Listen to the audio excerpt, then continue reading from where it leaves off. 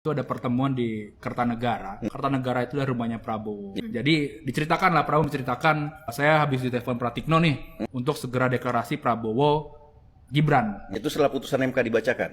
Belum 90. Sebelum 90. Jam berapa? Jam 5 sore di hari Jam itu. 5 sore. Tapi Prabowo bilang, tunggu dulu putusannya seperti apa dan respon publik seperti apa. Okay. Makanya kan kalau di berita-berita pertemuan para ketum atau petinggi-petinggi partai itu berjalan singkat kan. Langsung datang buyar seperti itu. Karena Prabowo belum mau mendeklarasikan Prabowo Gibran. Padahal di situ juga sudah diskenariokan di hari Selasa jam 5 sore Jam itu 5 akan sore, deklarasi. Di hari Senin itu mengumumkan, Selasa deklarasi di hari ulang tahunnya Prabowo juga begitu. Tapi semua gagal lah karena Prabowo meminta untuk melihat respon publik seperti apa.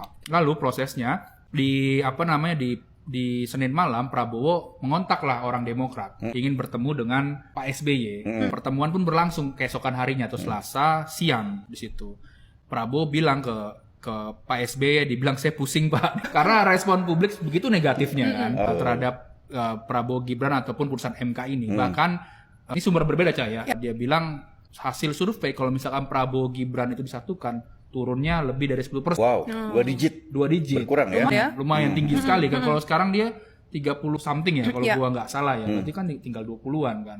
Itu. Mengerus ya berarti. Mengerus. Ada 3 poin. Gua nyatat nih poin-poinnya pertemuan itu. Yang pertama itu untuk menjaga demokrasi lah, makanya agak di hold dulu soal Prabowo Gibran. Lalu yang kedua, yang tadi pertimbangan soal elektabilitas Prabowo Gibran itu yang turun. Lalu yang ketiga, ini kalau misalkan nggak jadi Gibran itu menyelamatkan Jokowi dan legasinya seperti itu. Jadi Jokowi nggak semakin senja lah di akhir masa jabatannya begitu kan, ditinggalkan dan mungkin saja orang menganggapnya yang positif jadi negatif kan karena adanya hal ini begitu. Gitu.